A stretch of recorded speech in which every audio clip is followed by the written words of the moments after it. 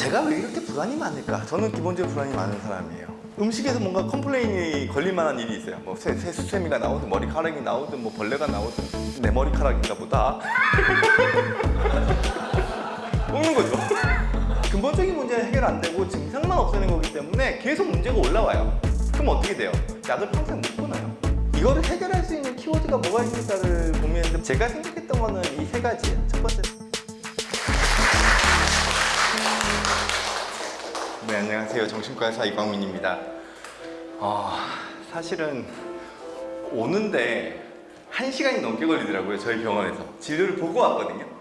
진료를 보다가 왔는데 마침 또 마지막 환자분이 취소가 되셔서 좀 여유있게 도착하겠거니 라고 생각하고 마지막 환자, 취소되기 전에 환자를 보고 있었는데 이 정신과에서 진료를 보다 보면은 이 아하 모먼트라 그래가지고요.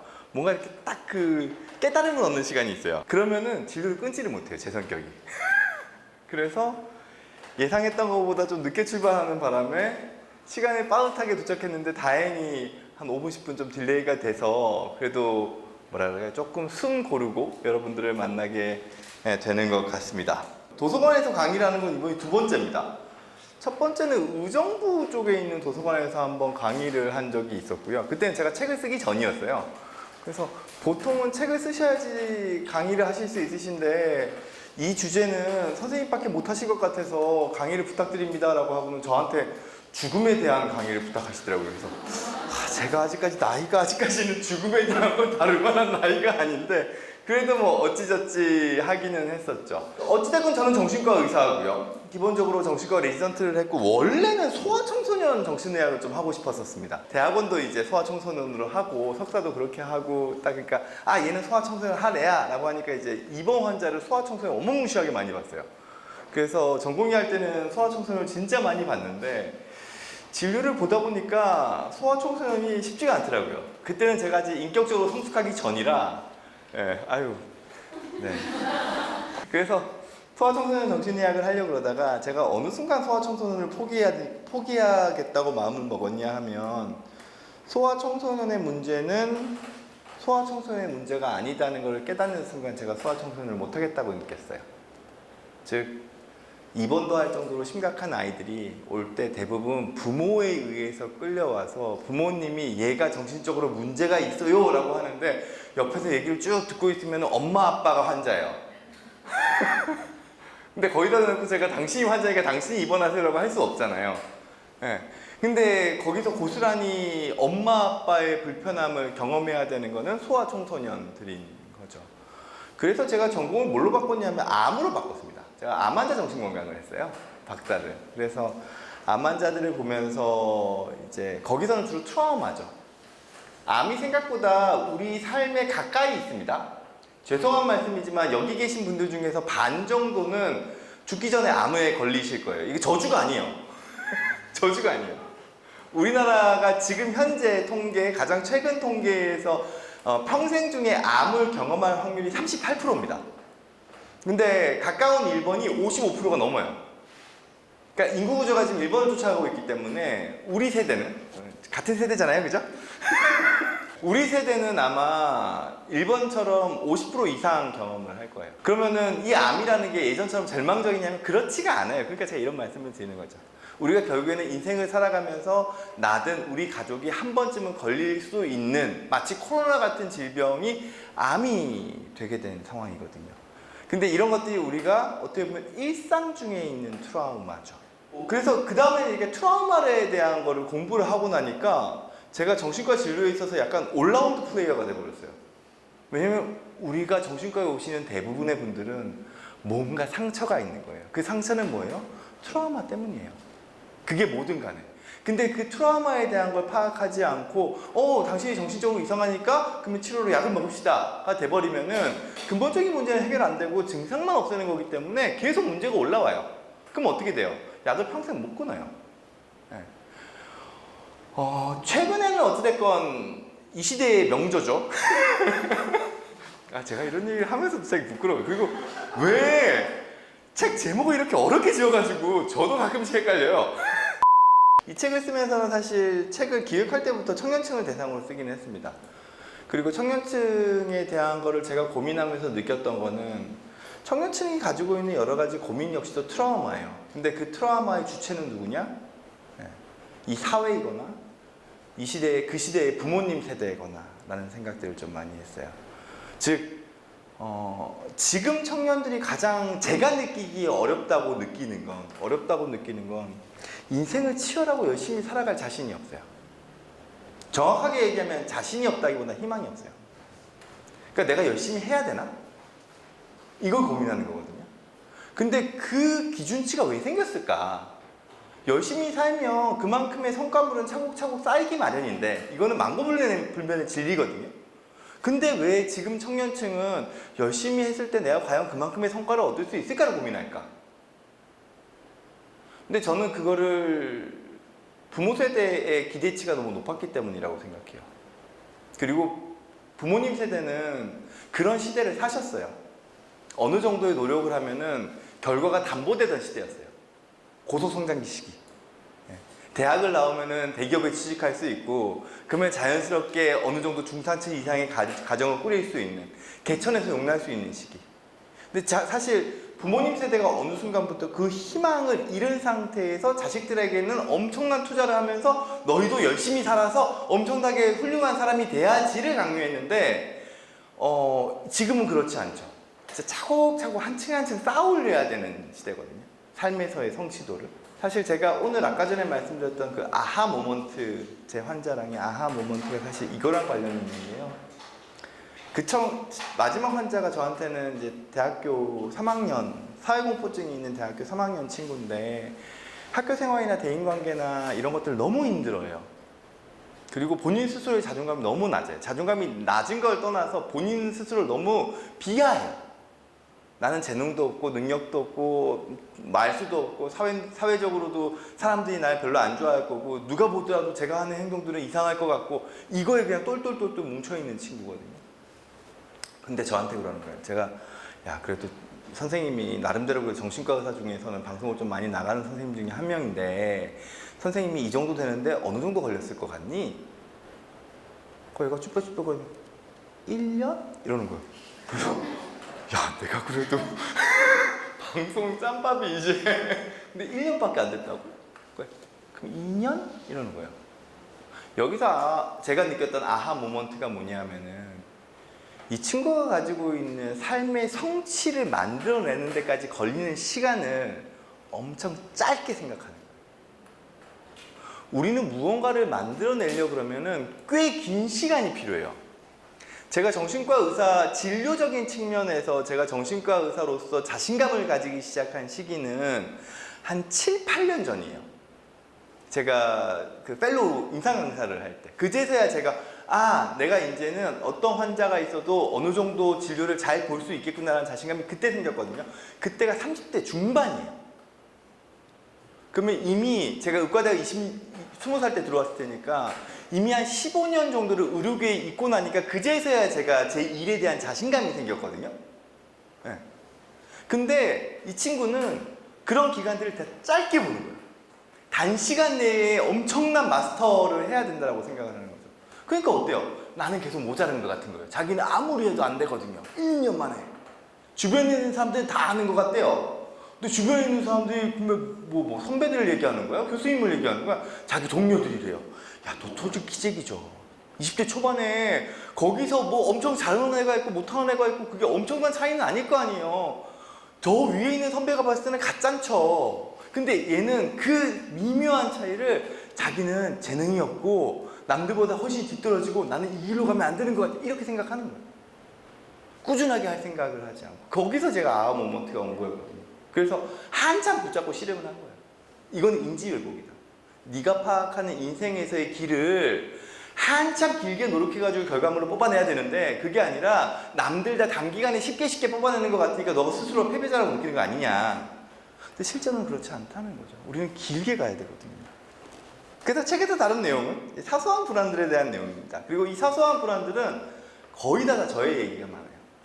실제로 저의 얘기가 많고 뭐 가장 많이 초반에 나왔던 게 이제 치킨 시킬 때 전화가 안 되는 제 얘기거든요. 배가 고파서 치킨을 시켜 먹기는 해야겠는데 치킨 시키려고 전화를 하는 게 안 되는 거예요. 그래서 맨날 동생 시켰죠.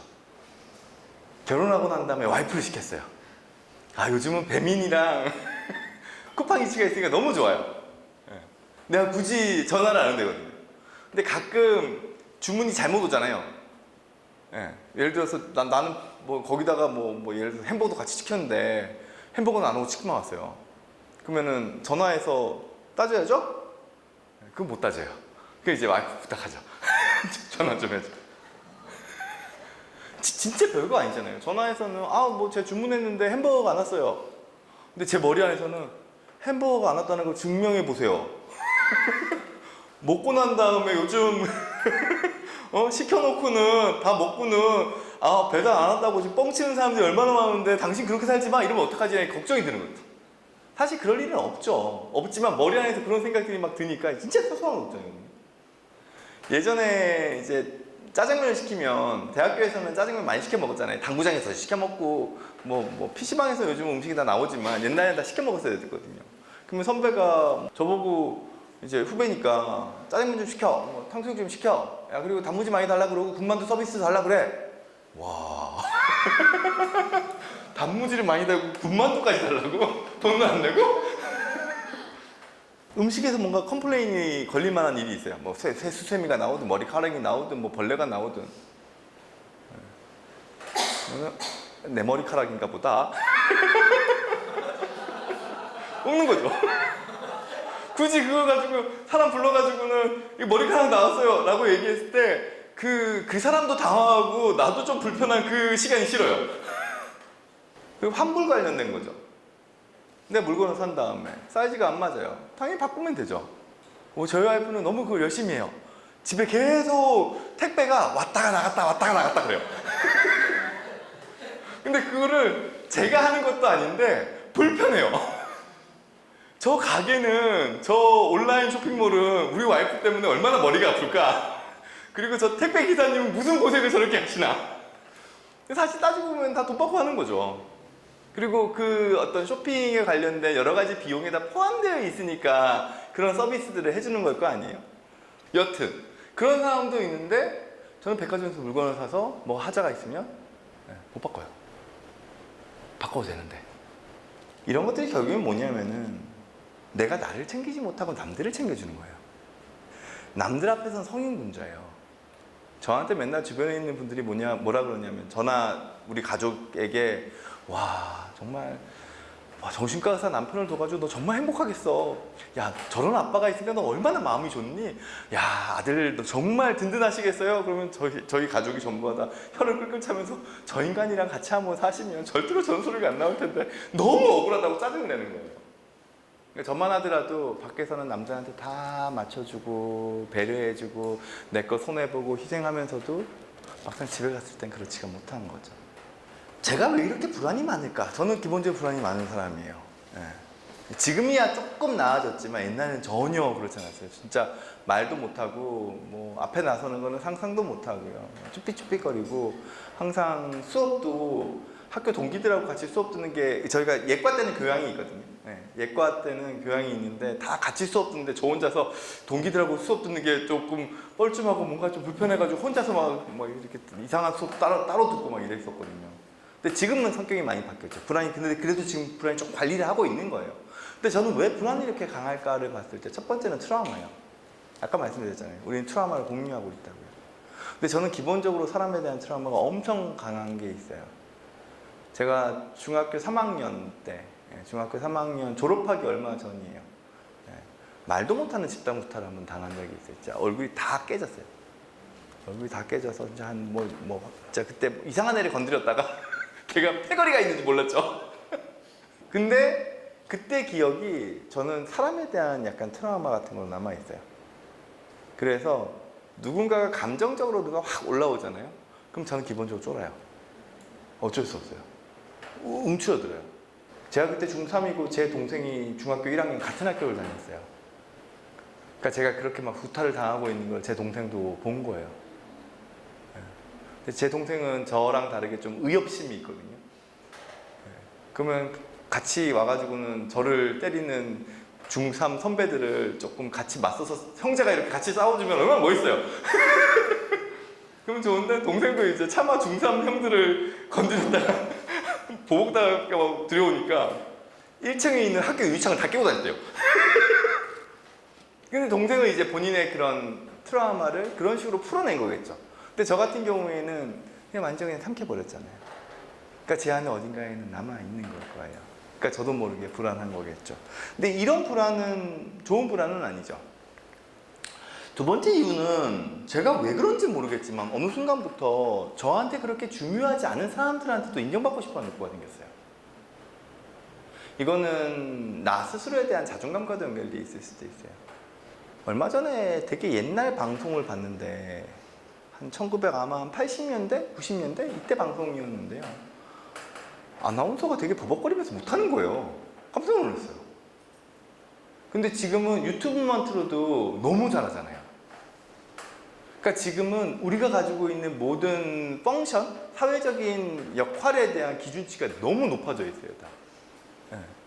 그러니까 남들도 그렇게 하니까 나도 그렇게 해야 될 것 같은 거예요. 근데 그게 때로는 나한테 굳이 필요하지 않는 경우도 많거든요. 내 인생에 그렇게 중요한 것들이 아닌데 그거를 다 맞추려고 애를 쓰다 보면은 나한테 막상 중요한 영역에서의 불안들은 놓쳐버리고 쓸데없는 불안만 붙잡으면서 우리가 소진돼 버리는 거죠. 그게 쓸데없는 불안으로 준비된 체력이 소진되었습니다의 의미이기도 하고요. 근데 이 두 개까지는 제가 볼 때는 확실하게 부정적인 의미가 강해요. 근데 세 번째는 좀 긍정적인 의미일 수 있습니다. 우리가 어느 순간 내가 좀 더 나은 나 자신을 만들어내고 싶을 때 그때 불안은 찾아오죠. 이거는 건강한 욕심이죠. 건강한 욕심에서 기인하는 불안이라면 그거는 필요한 불안일 가능성이 커요. 쓸데없는 걱정이라기보다는. 이거를 해결할 수 있는 키워드가 뭐가 있을까를 고민했는데 물론 최근에 훨씬 더 여러 가지 그 솔루션들이 있기는 합니다만 제가 생각했던 거는 이 세 가지예요. 첫 번째는 Here and Now, 두 번째는 비커밍주의자, 세 번째는 사회적 맷집이에요. Here and Now는 우리가 가지고 있는 불안이 나한테 필요한 불안인지 불필요한 불안인지를 구분하기 위한 거예요. 내가 지금 이 자리에서 이 고민을 할 만한 가치가 있는가? 근데 지나가 버린 고민이라면 과거의 일에 대한 영역이면 내가 못 바꾸죠. 제일 쓸모없는 거는 한참 뒤에 있는 걸 생각하시는 분이 있어요. 오늘 저한테 진료 오신 분도 한 50대 중반 정도 되셨는데 나이 80에 내가 어떻게 삶을 살아야 될지가 너무 걱정된대요. 50대 중반이신데요? 나이 80에 뭘 하고 있으실 것 같으세요?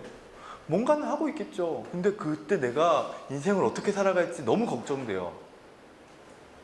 그럼 그때 가서 고민해야죠. 내가 그때 어떤 환경이 있을 줄 알고요. 그 지금 고민하는 건 아무짝에 의미가 없거든요. 그게 전부 다 그 Here and Now를 놓쳐버린 상황에서 생기는 것들이죠. 근데 이 Here and Now에도 또 다른 개념이 하나가 더 있어요. 아무리 내가 지금 닥쳐있는 상황이라 하더라도 욕심이 너무 많아져 버리면은 또 내가 감당을 못해요. 정확하게 무슨 얘기냐 하면 Here and Now 상황에서 토끼가 5마리 있어요. 그러면 그때부터 중요한 거는 선택과 집중이에요. 한 마리를 잡아야죠. 혹은 내가 여력이 된다. 2마리를 잡아야죠. 대부분의 경우 이제 저 어린 청년기, 초기 성인, 그러니까 20대 초반이나 청소년기에는 무슨 기회가 오면 다 하고 싶어요. 다 해야 됩니다. 근데 다 잘할 수 없잖아요. 다 어정쩡한 거예요. 그러면서 선생님 저는 뭘 해도 안 되는 것 같아요. 아니 선택과 집중을 해서 하나를 파야지 다 하려고 그러면서 잘하려고 하면 그건 불가능하다. 물 들어올 때 노는 저어야겠지만 노를 너무 크게 저어가지고 노가 부러져 버리면 그게 무슨 소용이 있냐고요. 우리가 노력을 한다 하더라도 노력을 효율성 있게 사용하려고 하면 Here and Now라는 선택과 집중은 좀 필요한 것 같아요. 그리고 또 하나는 이거죠. 비커밍주의자라는 개념이 있고요. 비슷한 말이 빅 스텝, 스몰 스텝이에요. 우리가 무언가를 하려고 할 때 기대치가 엄청 높으면 한 번에 이만큼을 하려고 하면 불가능해요. 제가 아까 전에 환불 공포가 있다 그랬잖아요. 그러면 맨 처음에 필요한 거는 백화점에 가가지고 교환부터 하는 거예요. 그러다가 백화점에서 환불을 하는 거고 그 다음에서야 시장에 가가지고 교환을 좀 한다거나 예? 매대에서 산 거를 뭐 좀 교환을 한다거나 환불을 한다거나 이런 것들이 좀 가능하겠죠. 혹은 맨 처음에는 차라리 비대면으로 하는 게 나을 수도 있죠. 온라인 쇼핑몰에 산 거를 반품을 한다거나 이런 거 좀 수월할 수 있거든요. 그러니까 단계적으로 올라가야 되는데 우리는 기본적으로 한 번에 모든 것들을 해결하고 싶어하는 경향이 있어요. 그래서 이게 완벽주의거든요. 모든 거 완벽하게 한 번에 했으면 좋겠다. 근데 그게 아니라 단계적으로 나는 해나간다라는 개념은 좀 필요한 거죠. 사다리가 있을 때 큰 사다리 개념이 있고 촘촘한 사다리가 있어요. 어느 사다리가 수월하냐? 촘촘한 사다리가 수월해요. 계단 수는 많아 보이죠. 이게 훨씬 더. 큰 게 계단 수는 적어 보이거든요. 근데 이거는 내가 못해요. 작은 것부터 올라가야 된다는 거죠. 그리고 또 하나는 사회적 맷집입니다. 이게 아까 전에 말씀드렸던 그 경험치랑도 비슷해요. 우리는 기본적으로 불안이라는 건 머리 안에서 시나리오를 쓸 때 그 불안은 증폭돼 버려요. 그러니까 인사이드 아웃 2에서 보면은 그 상상 랜드라고 이미지네이션 랜드에서 그 무슨 상담원 같은 애들이 계속 컴퓨터 치면서 라일리가 있을 수 있는 모든 시나리오들을 가능한 시나리오 다 적어내 하면서 불안이가 앞에서 막 지휘하는 때가 있거든요. 그때 랄리가 잠을 못 자죠. 예.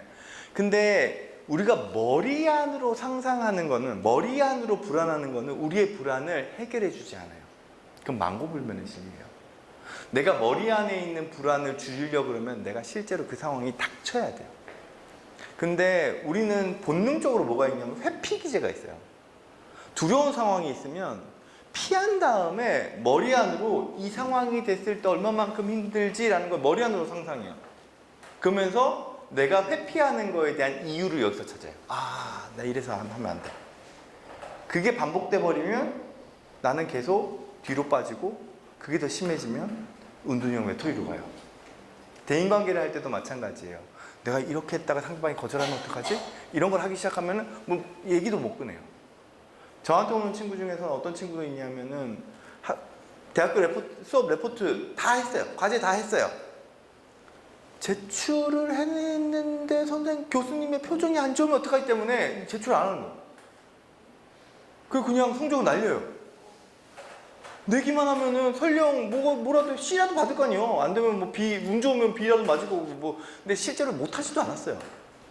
근데 나는 못한다라고 생각합니다. 기본적으로. 냈는데 난 열심히 했는데 교수님이 인정 안 해주면 어떡하지? 이게 머리 안으로만 상상해서 그래요. 그냥 부딪히면 되거든요. 그렇다고 뭐 내가 그 다음 못한다고 선생님은 뭐 나를 뭐 인격적인 모독을 하겠어요? 내가 다소 실수를 해도 선생님은 친절하게 가르쳐줘요. 기본적으로. 그걸 친절하게 가르쳐주지 않는 선생님은 그 선생님이 이상한 거예요. 내가 이상한 게 아니고. 근데 그걸 자꾸 나의 문제로 가져간다는 거예요. 네. 그래서 제가 1차적으로 준비한 내용은 여기까지고요.